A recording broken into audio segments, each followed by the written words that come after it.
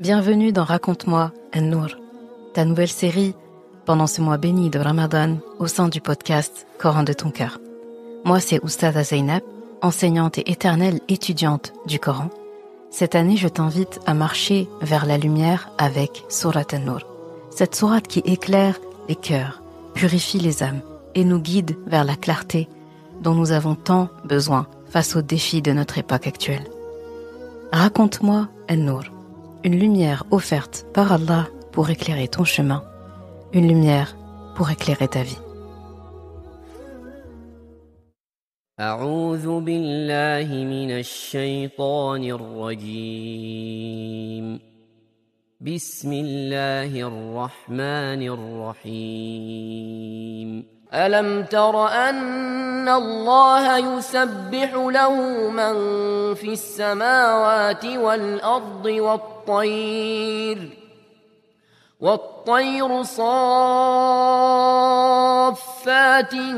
كل قد علم صلاته وتسبيحه والله عليم بما يفعلون ولله ملك السماوات والأرض وإلى الله المصير ألم تر أن الله يزجي سحابا ثم يؤلف بينه ثم يجعله ركاما فترى الودق يخرج من خلاله وينزل من السماء من جبال فيها من برد فيصيب به من يشاء ويصرفه عن من يشاء يكاد سنا برقه يذهب بالأبصار يقلب الله الليل والنهار إن في ذلك لعبرة لأولي الأبصار والله خلق كل دابة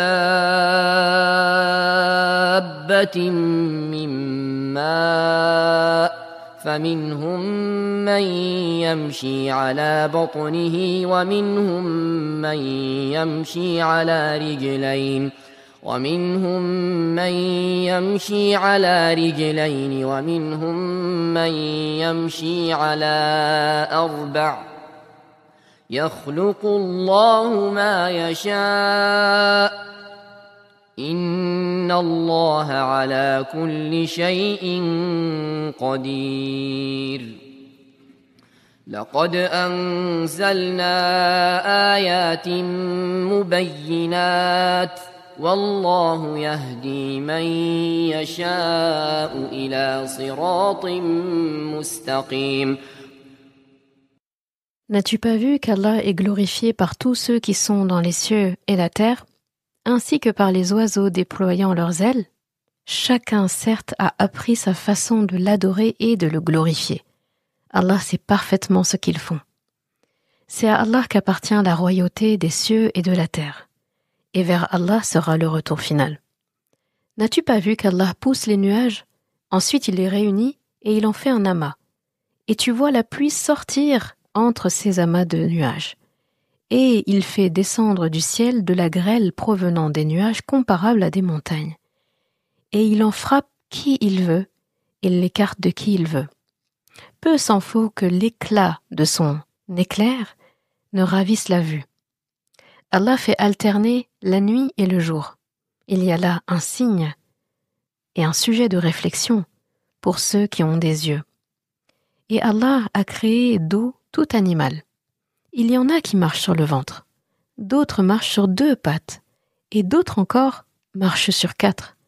Allah crée ce qu'il veut, et Allah est omnipotent. Nous avons certes fait descendre des ayats explicites, et Allah guide qui il veut vers un droit chemin. Sourate An-Nour, ayat 41 à 46. Assalamu alaikum wa rahmatullah.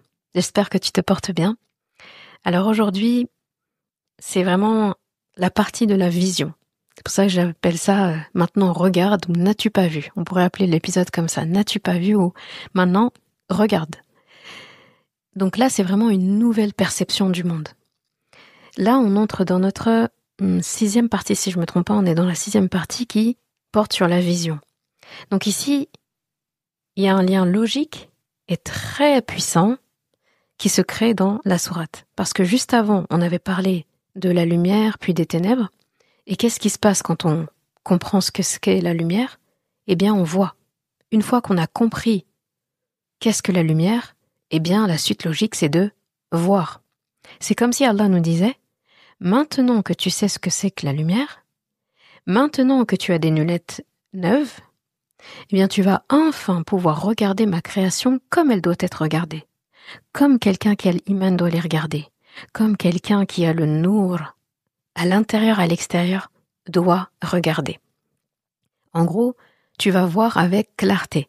Tu vas observer avec conscience. Tu vas méditer comme un croyant doit méditer.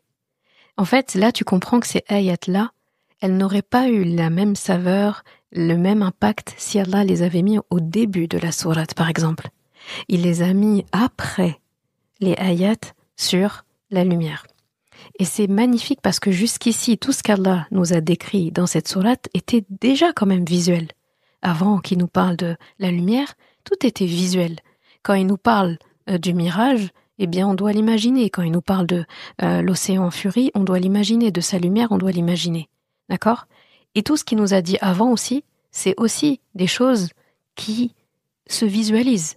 Quand on voit quelqu'un qui doit demander la permission avant d'entrer, quand il demande aux hommes de baisser leur regard, aux femmes de baisser leur regard. Là, dans tous ces ayats-là, il parle de la vue. Comme quand il dit qu'il faut 4 témoins. Celui qui voit quelque chose, mais c'est pas très clair, et il accuse. C'est aussi de la vue. C'est de la vue, mais c'est pas nous qui voyons. Il est en train de nous parler de gens qui voient. L'homme et la femme à qui il demande de baisser leur regard, il parle de gens qui voient. Quand il dit que il faut s'annoncer, il faut pas entrer dans la maison des gens, il faut pas regarder, entrer, décrire, etc. ce qu'il y a dans la maison des gens. Là, il parle de gens qui voient. Dans la 2e partie, donc ici de la sourate, il nous parle de nous maintenant. Vous, maintenant, regardez avec vos yeux à vous. C'est vous qui êtes sur le terrain dorénavant. D'accord ? Donc c'est comme si au début c'était la théorie. Là, maintenant, il dit, mais en pratique. On va rentrer plus concrètement, en gros, dans les choses. Et tout ça, ça nous pousse à visualiser, à concevoir dans notre esprit une image. Quand il nous parle de mirage, quand il nous parle de l'océan, quand il nous parle de la lumière, c'est pour qu'on l'imagine, c'est pour qu'on le visualise. Donc c'est des ayats que tu vas lire à l'oral, mais que tu vas forcément devoir transposer, transformer en image dans ta tête. Parce que le but, c'est que tu vois au-delà des mots. Et personnellement, moi, étant quelqu'un de très visuel, on va dire mon mode d'apprentissage de prédilection, c'est la vision, c'est le visuel.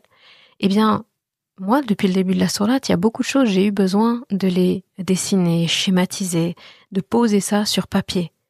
J'ai eu besoin de poser ça sur papier pour mieux comprendre ces descriptions. Surtout quand il a parlé de Ayatun Nur avec la lanterne, la niche, etc. Là, c'était obligé.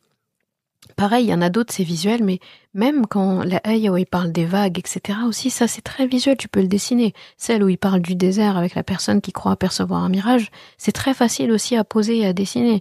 Donc, c'est trop riche en images pour ne rester qu'au stade d'une réflexion que mentale, en fait. Il faut vraiment te projeter.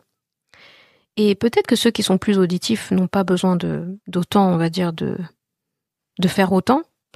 Mais ce qui est sûr, c'est que tout ici nous pousse à voir, à imaginer, à contempler. Et il y a une grande différence entre voir seulement et regarder. Quelque chose qu'on te donne en vision comme ça, et quelque chose où on te dit regarde. Parce que quand on imagine quelque chose dans notre tête, on imagine quand même, c'est une image qui est là. C'est pas un son, c'est pas du vent. C'est une image qu'on a dans la tête. On n'imagine pas un son.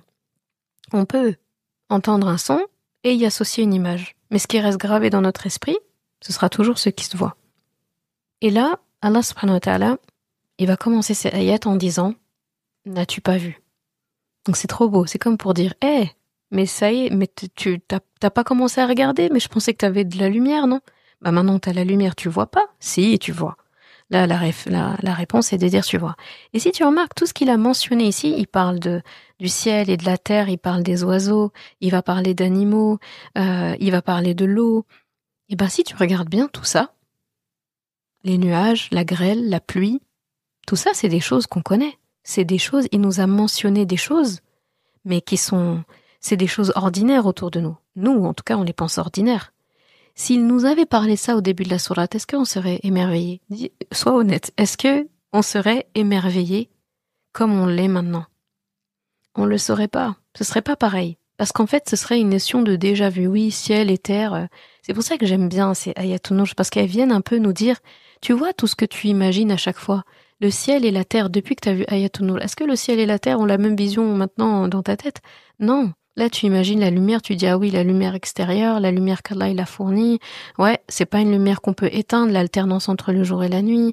Tu penses à l'œil humain, qu'il a une sorte de petite lampe, la bioluminescence ici, tu penses à l'intérieur de ton cœur, etc. Tu penses à tous ces éléments à l'intérieur de toi, tu as encore plus envie de prendre soin de ton cœur, tu as encore plus envie de valoriser ce qu'Allah SWT te donne comme lumière extérieure, tu veux plus te rapprocher de ton Coran qui fait partie de ces lumières extérieures qui viennent illuminer l'intérieur qui est déjà illuminé, donc t'imagines, lumière sur lumière, qu'Allah nous accorde ces lumières-là. Donc en fait, tu regardes plus les choses pareilles. Donc là, quand on va te parler d'un nuage, tu vas être là, ah oui, tu vas repenser soit au nuage qui donne de la pluie, soit au nuage qui est au-dessus des océans, ténèbres sur ténèbres, là. Et tu vas voir, là, il parle des oiseaux. C'est vraiment, ce passage est vraiment magnifique parce que il dit donc, Alam tara anna Allah yusabbihu lahu ma fi samawati wal ard. Donc là, il parle de samawat et ard. Donc les ciels et la terre. Il dit, n'as-tu pas vu finalement que tout ce qui est dans les cieux et la terre, là, tout est en train de le glorifier. Et il parle aussi des oiseaux. D'accord? Il dit, tu vois pas les oiseaux dans le ciel qui déploient leurs ailes?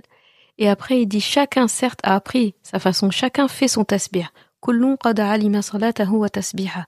Tout le monde a appris et connaît dans les cieux et de la terre. Hein. Tout le monde a appris et connaît son tasbih et ses salats. Donc, en gros, ses actes d'adoration. Moi, quand je lis ça, je me dis, ok, donc tous ceux qui sont dans les cieux et dans la terre glorifient Allah et prient. Puis Allah cite spécifiquement les oiseaux. Parce que déjà, ce qui est beau avec les oiseaux, on va parler de ça déjà, les oiseaux, je trouve ça très pertinent qu'il a mentionné les oiseaux. Parce que dans ce passage, il mentionne que les oiseaux comme animal. Et je me dis, pourquoi l'oiseau ici? Parce qu'il a dit les cieux et la terre. Et en fait, l'oiseau, c'est beau parce qu'il est le lien entre le ciel et la terre. Lorsqu'il s'envole, il est dans le ciel, et lorsqu'il atterrit, il est sur la terre. Donc c'est vraiment un animal qui combine les deux, qui vient dire, quand il dit, tout ce qui est dans les cieux et la terre le glorifie. Donc effectivement, l'oiseau, quand il est dans le ciel et dans la terre. Et tu peux comprendre aussi que cet équilibre, en fait, ça vient répéter encore cette parabole qui est omniprésente dans Surat An-Nur. Ciel, terre, eau, bas, lumière, ténèbres, c'est vraiment trop beau. Et le détail, comme j'ai dit, qui est vraiment intéressant dedans, c'est qu'il dit tout glorifie son Seigneur. Donc les oiseaux, ils chantent, c'est leur dhikr. Le vent qui souffle, c'est son dhikr. La mer qui gronde, ça va être son dhikr. Les arbres qui bruissent sous le vent, ça va être leur dhikr. Chaque élément de la création connaît son tasbih et il le fait avec perfection. Et là, il y a un silence qui s'installe, normalement. Si Allah te dit, tout le monde fait son tasbih. Tout ce qui est dans les cieux et dans la terre fait son tasbih. Normalement, il y a tic-tac, tic-tac. Et là, les regards se tournent vers toi. Il y a une question qui te frappe. C'est « et moi dans tout ça ?» Imagine en fait que tout ce qui est dans les cieux et dans la terre fait son tasbih. Et Allah dit « tout le monde fait son tasbih ». Et tous ces éléments sont en train de te regarder. L'air de dire « tu n'es pas entre les cieux et la terre, toi, sur toi ?» Entre les cieux et la terre. T'es bien quelque part. T'es sur terre. Pourquoi t'es pas encore en train de faire ton tasbih? Moi, quand j'ai lu cette ayah, après, j'ai commencé à dire subhanallah, subhanallah, subhanallah. C'est clair, en fait. Cette ayah, sa traduction et son application, c'est de se poser un petit peu et de faire du tasbih. D'ailleurs, si tu veux mettre pause et faire, 33 subhanallah avec conscience, en le disant bien avec ton cœur, eh bien, fais-toi plaisir. Donc vraiment, la question que tu dois te poser, c'est Et moi, est-ce que je connais mon tasbih? Est-ce que je sais comment glorifier Allah comme je le devrais? Lorsque je fais du dhikr, est-ce que je le fais en conscience, avec taqwa, avec khushu', avec sincérité, ou est-ce que c'est devenu une habitude machinale? Tu sais, les gens qui disent on n'a rien entendu à part c'est quoi cette façon qu'on a de faire tasbih? Où on dit subhanallah tellement machinalement qu'on peut être en train de regarder un truc, faire une activité, et on dit subhanallah, subhanallah, ça devient juste la gymnastique de la langue. Alors que normalement, il faut se poser. Bien sûr qu'on ne pourra pas le faire tout le temps, mais il faut que la plupart du temps, on se pose. Que veut dire subhanallah? Gloire à Allah. Tu peux te poser, aller regarder la racine de subhanallah. Subhanallah, ça vient de sabaha. Sabaha, normalement, ça veut dire nager. Et moi, je me suis toujours dit, quel est le rapport entre nager et subhanallah? Parce que subhanallah, c'est gloire à Allah. C'est celui qui s'élève au-dessus de tout, qui est glorifié au-dessus de tout le monde, qui est glorifié et qui n'a pas besoin de cette gloire.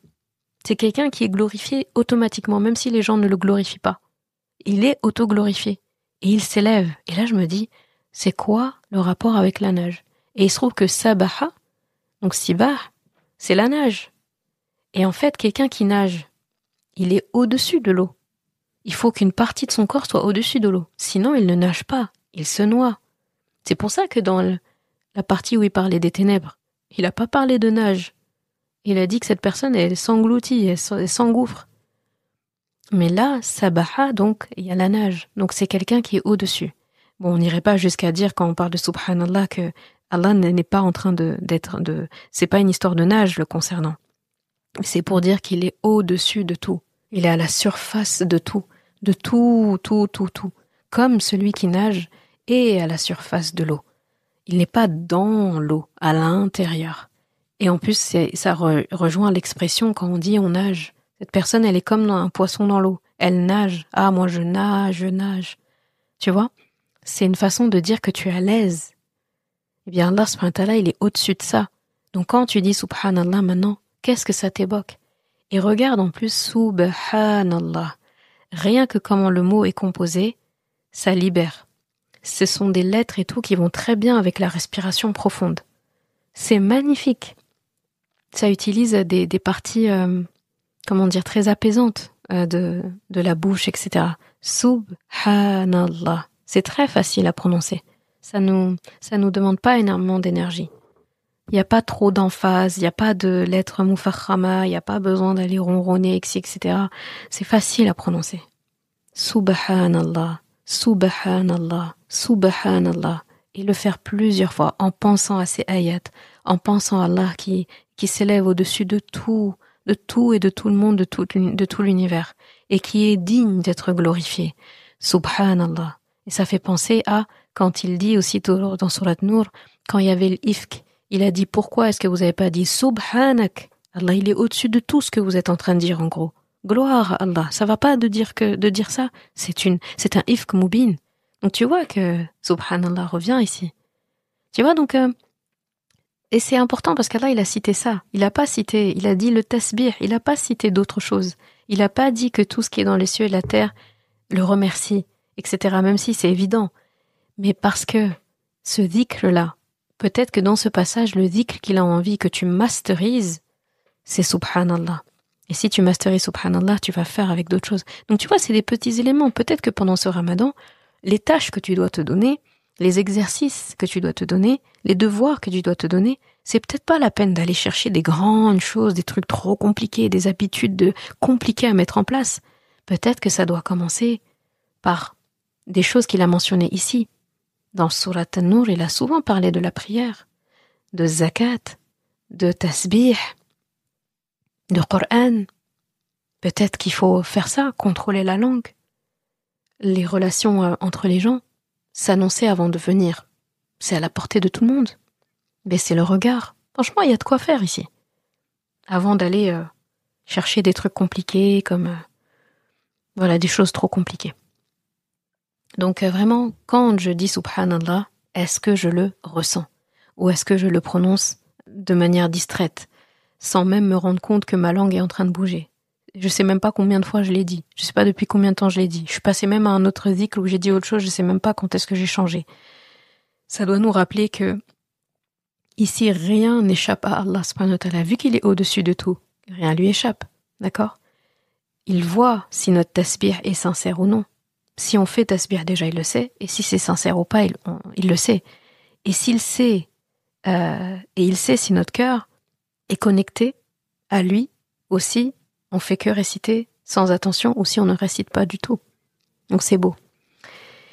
Et ensuite, Allah poursuit et il nous invite à observer la nature, à contempler ces ayats, ces signes. Il dit, n'as-tu pas vu comment Allah pousse les nuages, puis il les réunit, et il les accumule en couches, et il voit comment, et tu vois la pluie en sortir. Et là, encore une fois, on voit que c'est très visuel. Et ce passage, moi, il m'a marqué parce que ça m'a fait penser, tu sais, parce que là, ce qu'il décrit, il dit qu'il y a des couches de nuages. Ça veut dire qu'il n'y a pas un bloc. Des fois, il y a des amas, des fois, il dit qu'il les pousse, des fois, il les sépare, et il dit que la pluie, ça sort entre là. Et là, moi, ce que j'ai imaginé, c'est l'avion. Parce que si t'as déjà pris l'avion, tu as déjà dû vivre cette scène.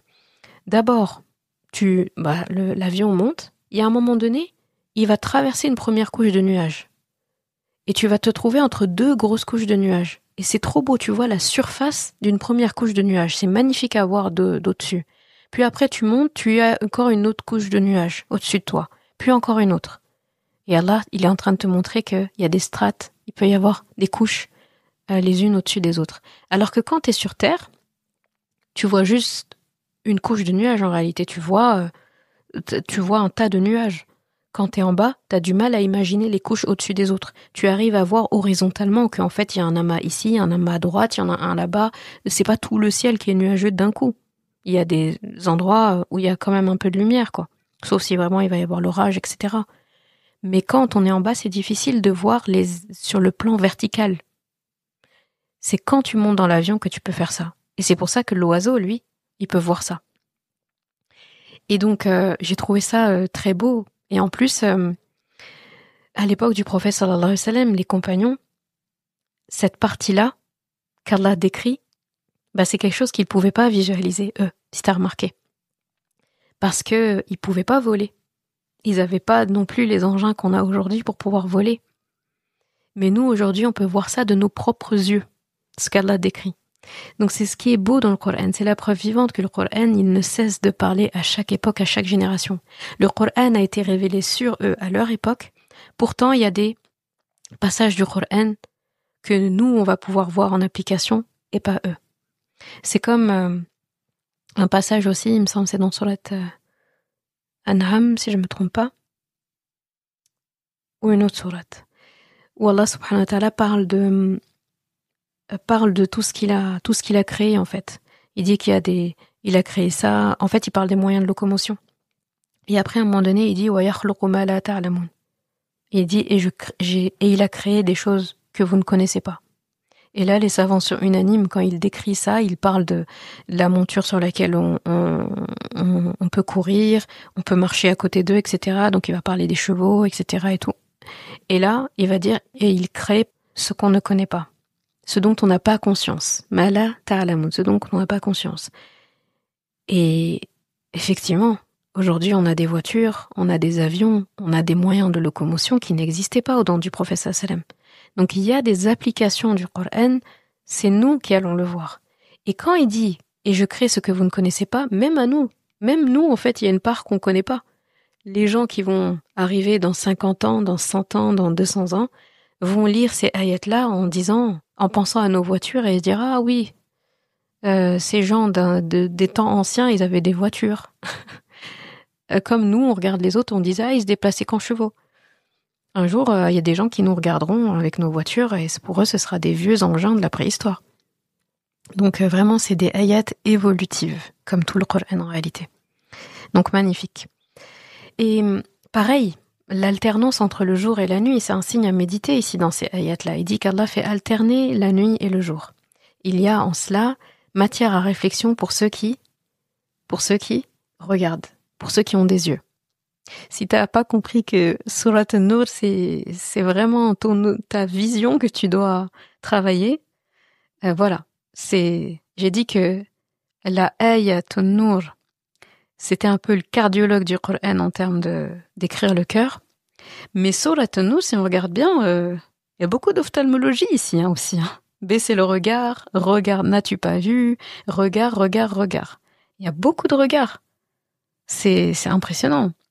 Vraiment, c'est touchant. Et donc il y a encore cette alternance ici.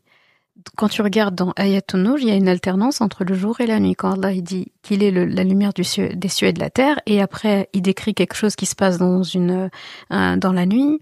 Et quand il parle pareil de ce fameux mirage-là qui se passe la journée, et l'océan avec les vagues, etc., qui va se passer encore la nuit, il y a vraiment une alternance nuit-jour. C'est comme même quand il dit dans les bouilloutes, on a une sensation ici de quelqu'un qui habite dans un endroit où il passe la nuit, mais celui qui vient toquer à la porte, il vient peut-être même le jour. C'est vraiment fort. Il y a vraiment une alternance, jour, nuit, clarté, obscurité, guidance, égarement, vérité, illusion, vérité ou mécréance aussi. Et maintenant, chaque lever et chaque coucher doit nous rappeler ces opposés-là. Quand la nuit tombe, on doit penser à la nécessité d'avoir la lumière intérieure. Quand le jour se lève, on doit se demander si on a assez de clarté à l'intérieur de nous pour pouvoir avancer. C'est vraiment beau. Et pareil, quand il parle de la diversité de sa création, c'est encore une preuve de sa puissance. Il dit, et Allah a créé toutes sortes d'animaux.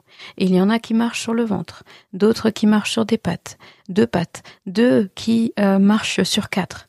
Et au début, il dit, dans tout ça, il dit qu'il a créé tout ça à partir de l'eau.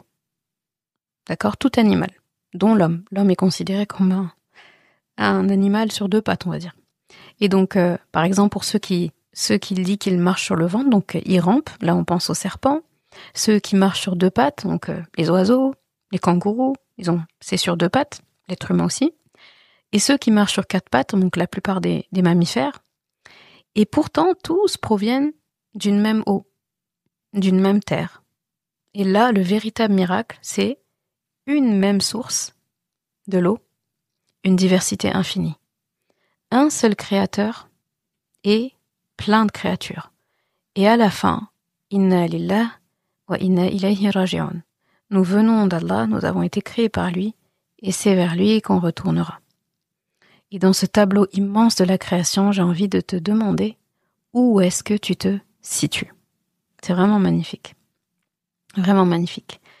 Qu'Allah subhanahu wa ta'ala nous accorde la bonne vision, la bonne vue. Fasse de nous des ulil absar, les gens qui voient toujours, qui savent voir et appliquer. Parce que voir seulement, ça suffit pas. Des gens qui entendent, qui écoutent et qui appliquent. Qui voient et qui appliquent. À qui on enseigne quelque chose et qui appliquent. Des gens qui se perdent et qui reviennent vers Allah, qui demandent pardon et qui reprennent le cours des choses. Des gens qui voient du bien et qui le multiplient. Des gens qui voient des personnes qui ont besoin d'aide et qui les aident. Des gens qui contrôlent leur regard, qui assainissent leur relation avec les gens, qui assurent aux gens la sécurité de leur langue, de leurs mains, de leur action, de ce qu'elles entendent, de ce qu'ils voient. Qu'Allah accorde aussi aux gens qui veulent créer un foyer, qui veulent fonder un foyer, avoir une famille, une épouse, un époux, des enfants, une harmonie familiale, qu'Allah l'accorde à toute personne qui est apte, et qu'Allah rende tous ceux qui ne sont pas aptes, et qu'Allah donne le rizq à tous ceux qui veulent entreprendre cette entreprise-là de la famille, de la vie en société. Qu'Allah assainisse notre ummah, assainisse notre société, assainisse d'abord nos foyers et assainisse d'abord notre cœur. Tu vois que Surat An-Nur est parti vraiment de l'extérieur, puis après il commence, donc il est l'extérieur, la société, il rentre dans les maisons, il rentre dans la famille, il rentre dans l'intérieur de la personne, son cœur. Et après, il repart dans l'autre sens. Il regarde les cieux, la terre, et il va repartir encore à l'intérieur des maisons et des cœurs. Et après, on va doucement aller vers, donc là, c'était la société, la vie en société, donc l'harmonie sociale, et on va aller doucement dans la fin de la sourate dans l'harmonie du point de vue institutionnel, du point de vue politique, du point de vue de la hiérarchie. Parce que avant d'être discipliné avec un chef, avec une vie politique, on va dire, eh bien, il faut que la société, la micro-société soit bien. Qu'Allah subhanahu wa ta'ala nous exauce tout ça. Amin ya Rabbal Alamin. Et je te dis à l'épisode suivant, Inch'Allah.